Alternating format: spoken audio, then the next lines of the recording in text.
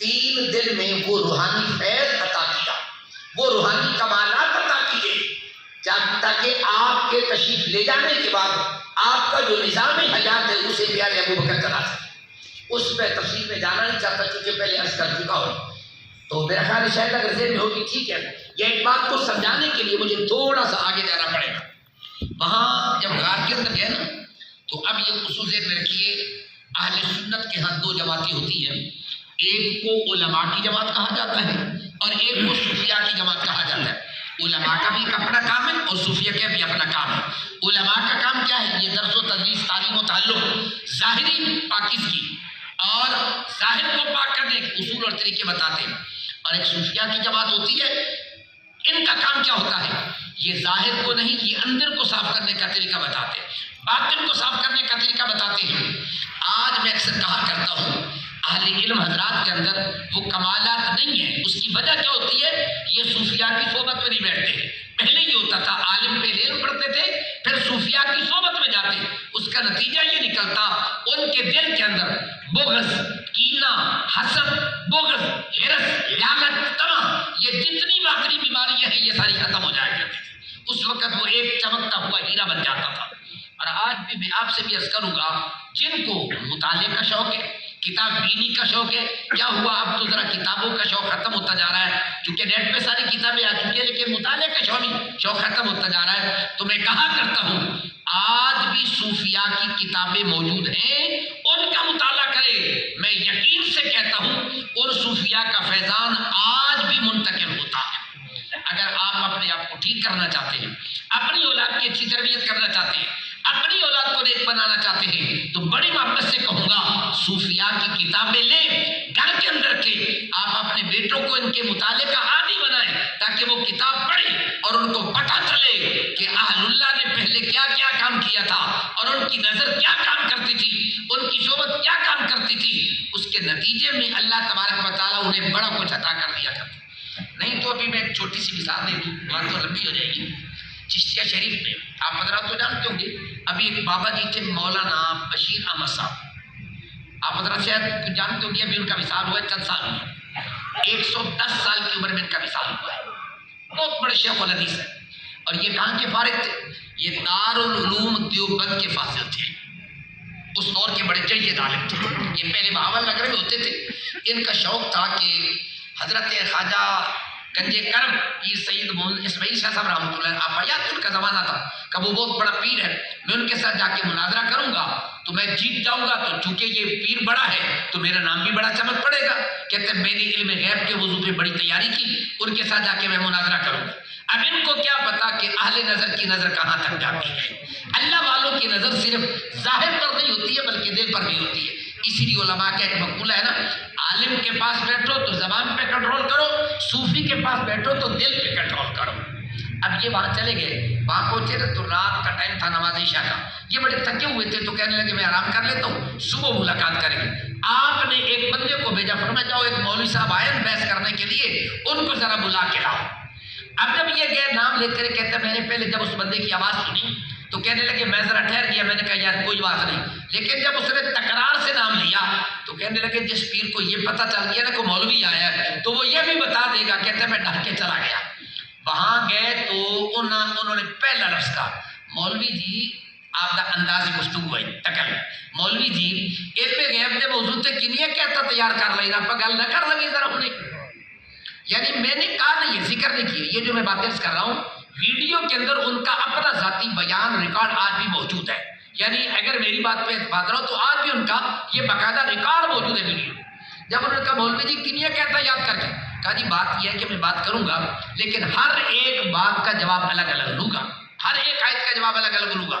کہا جی ٹھیک ہے لیکن چلو مولوی جی تسی پڑھ لو، کہتے میں اتنا پڑھی اور نہ جواب دے دیتا کہ مولانا بشیر صاحب کہتے ہیں کہ میرے اندر غصہ بڑا تھا، شدت بڑی تھی، جلال بڑا تھا، جیسے جیسے وہ باتیں کرتے جاتے میرا غصہ ٹھنڈا ہوتا جا رہا تھا، میرا غصہ ختم ہوتا جا رہا تھا۔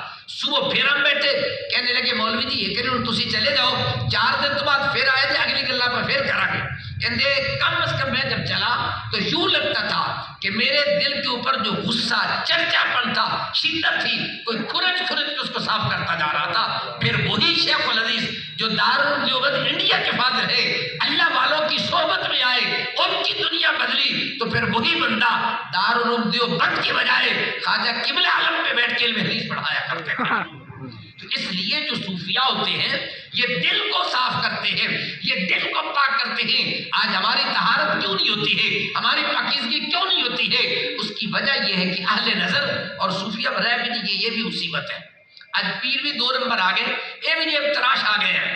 اس لیے اپنے محاورہ بن گیا، پیر دا تکیہ کلا میں آؤ گے تکی لے کے آؤ گے، جاؤ گے تکی لے کے آؤ گے۔ المیہ یہ ہے کہ اب یہ چیزیں ختم ہوتی جا رہی ہیں۔ آج سے 100 سال پہلے قلندر لاہوری علامہ اقبال نے کہا تھا نا کہ میں غمناک اٹھا مدرسہ و خانقاہ سے، میں غمناک اٹھا مدرسہ و خانقاہ سے، نہ زندگی نہ معرفت نہ محبت نہ نگاہ۔ اب ذرا بتائیں تو صحیح، آج سے 100 سال پہلے اقبال جیسا قلندر لاہوری شرق و غرب کو دیکھنے والا کہتا ہے مجھے یہ چیزیں خالی نظر آتی ہیں۔ اب اگر کوئی بیٹھا بھی ہے تو اقبال نے یہ جملہ کہا تھا، جو قوم باذن اللہ کہہ سکتے تھے وہ رخصت ہوئے، جو قوم باذن اللہ کہہ کے مردے زندہ کرتے تھے نا وہ چلے گئے۔ اب گور کن رہ گئے یا مجاور، ہن قبرہ پٹانا لے رہ گئے، دل کو بدلنے والے نہیں رہ گئے۔ المیہ یہ بن گیا جس کا نتیجہ یہ نکلا آج دنیا تشدد کا شکار ہے، انتشار کا شکار ہے۔ عالم ہے اس نے اپنی زبان کے اندر انگارے رکھے ہوئے، جب بھی بولتا ہے ہر طرف آگ لگا کے رکھ دیتا ہے۔ اس وقت یہ ہوتا تھا زبان میں انگارے نہیں ہوتے تھے، محبت کی شراب ہوا کرتی تھی، جب بھی بولتا تو دلوں کو بدل کے رکھ دیا کرتے تھے۔ تو اب یہ فیضان دینے کا ایک طریقہ کار ہوتا ہے صوفیاء کا، کچھ ایسے ہوتے ہیں عبادت کراتے ہیں، ریاضت کراتے ہیں، مجاہدے کراتے ہیں، کرتے تھے ابو بکر کون بیٹھا ہے اور آمنہ کمال کون بیٹھا ہے، سبحان اللہ، فیضان عطا کیا۔ تو علماء فرماتے ہیں کیوں؟ اس لیے کہ بعد میں خلافت کا فیضان پیارے ابو بکر نے اٹھانا تھا، اس لیے آمنہ کلال نے اتنا فیض عطا کیا تاکہ یہ کل خلافت کا بوجھ اٹھا سکے۔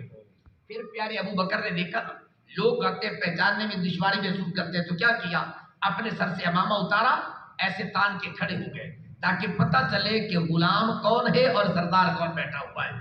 وگرنہ اتنا پرتاؤ تھا، اتنا عکس لاؤنیہ تھا کہ آنے والوں کو شک پڑتا تھا نبی کون بیٹھا ہے، پیارے ابو بکر کون بیٹھے ہیں۔ اب یہ فیضان کس نے عطا کیا؟ خود آمنہ کے لال نے عطا کیا ہے۔ اب یہ فیضان کرم میرے مصطفیٰ کریم علیہ السلام نے پیارے ابو بکر کو عطا کیا تھا۔ اس لیے رب کائنات فرماتا ہے کیا کہا، اذ اخرجہ الذین کفروا ثانی اثنین اذ ہما فی الغار۔ اثنین تثنیہ کا لفظ ہے، جب 2 میں سے دوسرا داخل ہوا، اثنین غار کے اندر 2 تھے۔ اب آگے قرآن کے الفاظ کیا ہے، رب کائنات ارشاد فرماتا ہے ثانی اثنین اذ ہما فی الغار اذ یقول لصاحبہ لا تحزن ان اللہ معنا۔ اب نا کے اندر اللہ تبارک و تعالیٰ کے پیارے حبیب علیہ السلام نے اپنے اکیلے کا ذکر نہیں کیا، ابو بکر اور اپنے آپ کو ملا کے ذکر کیا۔ کہا اللہ صرف میرے ساتھ نہیں ہے، ابو بکر تو میرے ساتھ آیا، اللہ جس طرح میرے ساتھ ہے اسی طرح ابو بکر تیرے ساتھ بھی ہے۔ تو یہ وہ شرف، یہ وہ مقام تھا صدیق اکبر رضی اللہ تعالیٰ عنہ کا جو اللہ اور اس کے پیارے محبوب نے عطا کیا۔